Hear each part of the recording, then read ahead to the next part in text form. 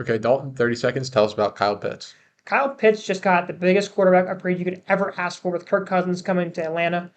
Kyle Pitts has so much hype right now in the fantasy community, as high as tight end 2 on Keep Trade Cut, which is rich even for me. I'm a big Kyle Pitts supporter, but there's a lot of excitement about Pitts. He could have a huge fourth year in the league after a very disappointing first 3 years. So let's talk about his trade value. But before we do that, let's talk format. These are going to be based on 12 team, start 10, PPR, Superflex, 1.75 tight end premiums with 4-point passing touchdowns.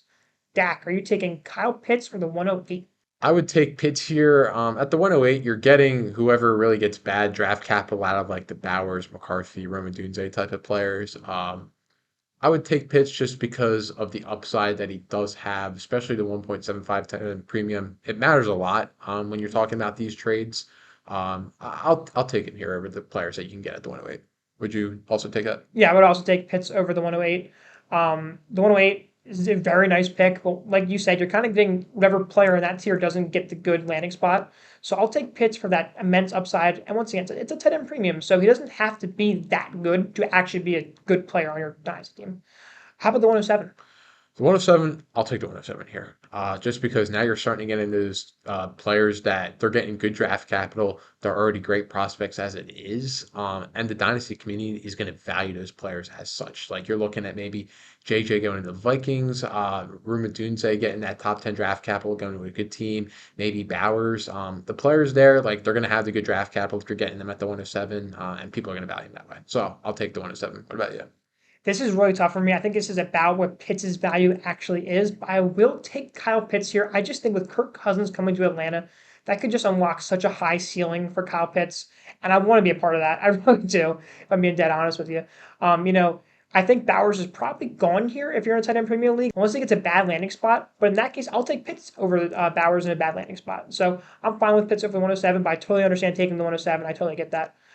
Safe to say the 106, you're taking the 106? 106, yeah, it's not even close for me, really. Yeah. You can maybe get neighbors at that Mm-hmm. point. And you're definitely getting Bowers, McCarthy, and Dunze. Yeah. I like that. Yeah, I'll take the 106 over Pitts as well. That's definitely my cutoff for sure. Yeah. So next trade, Dalton, are you going to take Kyle Pitts or Dalton Kincaid into 205? So this is a process move, and we always talk about process moves. You tier down, stay in the same tier, and get that extra second, get that extra first. But something's telling me to take Pitts here. I just think Pitts has that upside that maybe Kincaid doesn't have, which might sound crazy. Pitts has such a crazy ceiling if he can hit his full potential. Coming out of college, he was a stud. He broke some records his rookie year, just had so many receiving yards. Didn't score as many touchdowns as we'd like to see, but with Kirk Cousins, the offense being better, I am going to break my rule of taking the process move and go with Pitts, but it's a tough choice. How about you? I'm going to take the process move. I like Kincaid in that offense. He's not the athlete or the talent, hypothetical talent that Pitts is, but he's still a round one pick in the NFL. So he's still a good player. The NFL thinks so. And he had a really solid rookie year. He was overlooked by other tight ends that broke out.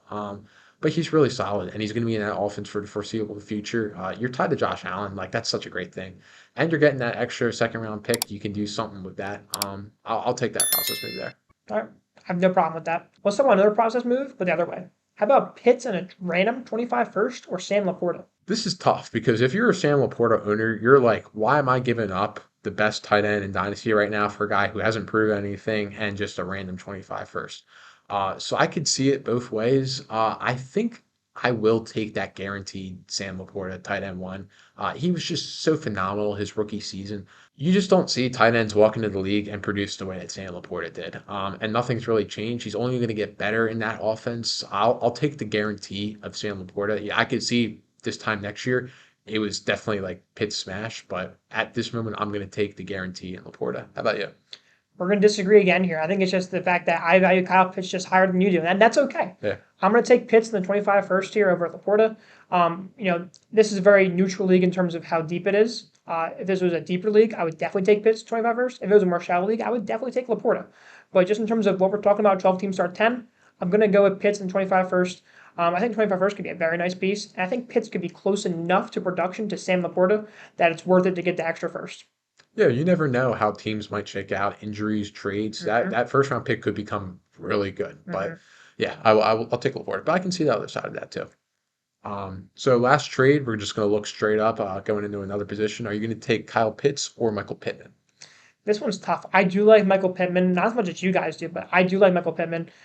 Here's my thought process here. Pittman's gonna be like a 16 point per game wide receiver. It's what he's been the last 2 years, which is a very nice wide receiver. Kyle Pitts never really broken more than 13 points per game and a 1.75 premium, but I do think that he can get there with the quarterback upgrade, with the offense being upgrade, hopefully more targets coming his way. Pitts is also much younger than Pittman, which I think matters a little bit here. So I'm gonna go with Kyle Pitts again.